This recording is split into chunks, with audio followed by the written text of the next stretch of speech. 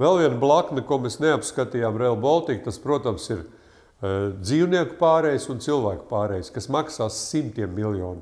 Un bez tām, starp citu, nevar iztikt. Un Siliņa premjera pateica, ka mēs visu tur lieko likvidēsim. Nu labi, ja likvidēs, tad paskatieties.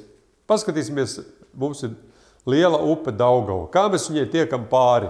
Rīgā tiekam pāri, tad ir Rīgas Hess, kur mēs tiekam pāri, tad ir Ķeguma Hess, kur mēs tiekam pāri, nākošā ir Aizkraukle, un pēc tam Jēkabpils, un pēc tam Daugavpils Krāslava. Ja?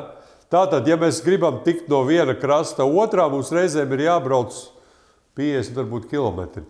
Rail Baltica posmā Salaspils, Salatsgrīva pilnīgi atdalīs Vidzemi no Rīgas jūras līča.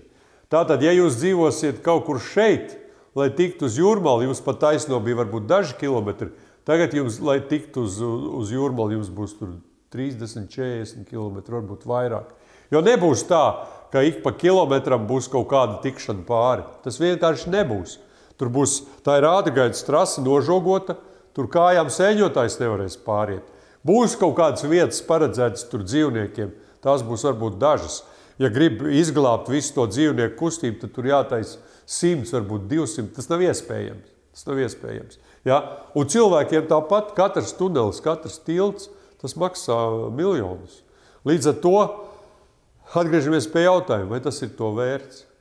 Lai igauņi varētu aizbraukt uz Kauņu, ja? Jo latviešiem tā trase nav vajadzīga.